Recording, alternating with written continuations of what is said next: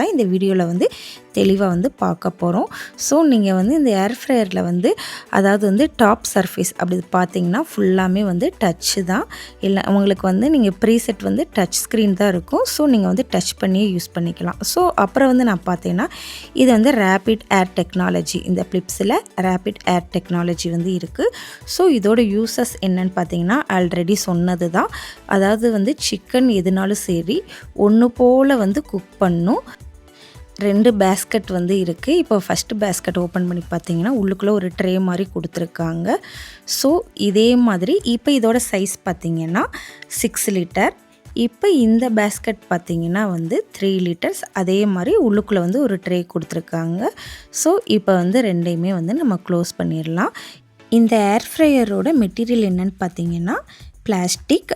அப்புறம் வந்து அந்த பேஸ்கெட் மட்டும் பார்த்திங்கன்னா ஸ்டெயின்லெஸ் ஸ்டீல்.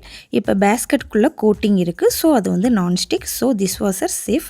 இப்போ இந்த ஏர் ஃப்ரையரை வந்து நீங்கள் யூஸ் பண்ணுறீங்க அப்படின்னா சிக்கன்னாலும் சரி இல்லை ஃப்ரைஸ் எதுனாலும் வந்து கம்மியான குவான்டிட்டியில் வந்து நீங்கள் குக் பண்ணக்கூடாது. ஸோ உங்களுக்கு வந்து பார்த்தாலே தெரியும் கொஞ்சம் ஓரளவுக்கு வந்து எவ்வளவு கிராம்ஸ்க்கு வந்து நீங்கள் யூஸ் பண்ணணும் அப்படின்றது வந்து நீங்கள் வந்து மேனுவல் வச்சுருந்தீங்கன்னா அதிலேயே போட்டிருப்பாங்க. ஸோ அந்த அளவுக்கு தான் நீங்கள் யூஸ் பண்ணணும். ரொம்ப கம்மியான குவான்டிட்டியில் வந்து நீங்கள் குக் பண்ணக்கூடாது. ஸோ அதை வந்து நீங்கள் ஒருக்க வந்து ரெஃபர் பண்ணிக்கோங்க. இப்போ அதுக்கப்புறம் பார்த்திங்கன்னா இந்த பேஸ்கெட் வந்து நம்ம எடுத்துட்டோம் அப்படின்னு பார்த்திங்கன்னா உள்ளுக்குள்ளே வந்து இந்த சொன்ன மாதிரி ஸ்டெயின்லெஸ் ஸ்டீல் வந்து இருக்குது. இதுதான் ஸ்டெயின்லெஸ் ஸ்டீல். நீங்கள் வந்து அடியில் பார்த்தீங்க அப்படின்னா வந்து இப்போ வந்து ஒரு கிரில் மாதிரி கொடுத்துருப்பாங்க. இப்போ இந்த கிரில் வந்து ரொம்ப வந்து ஹீட் இப்போ வந்து குக் பண்ணாதனால ஹீட் இல்லாமல் இருக்குது. சப்போஸ் நீங்கள் வந்து குக் பண்ணிட்டு நீங்கள் வந்து இதை டச் பண்ணிங்கன்னா உங்களுக்கு வந்து சுட்டுரும். ஸோ அதனால் வந்து நீங்கள் வந்து குக் பண்ணிவிட்டு அடியில் வந்து கை வச்சிடாதீங்க. அந்த பிளேஸ் எல்லாமே ரொம்ப ஹீட்டாக இருக்கும். நீங்கள் வந்து சும்மாவே வந்து க்ளீன் பண்ணிடலாம். இல்லை ஹீட்டெல்லாம் போனதுக்கப்புறம் லைட்டாக ப்ரஷ் வச்சு நீங்கள் வந்து க்ளீன் பண்ணிட்டீங்கன்னா க்ளீனாக வந்து போயிடும். நீங்கள் மேலெலாம் பார்த்தீங்கன்னா ஃபுல்லாமே டச் ஸ்க்ரீன். பிளாஸ்டிக்கும் பார்த்திங்கன்னா ரொம்பவே வந்து ஸ்ட்ராங்காக தான் இருக்கும்.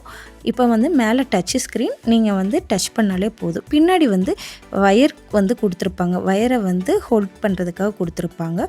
ஸோ ஹீட் வந்து பார்த்திங்கன்னா இந்த ஏர் ஃப்ரையரில் வந்து ஹீட் எப்படி வெளியே போகும் அப்படின்னு பார்த்திங்கன்னா இந்த குட்டி விண்டோ மாதிரி கொடுத்துருக்காங்கல்ல.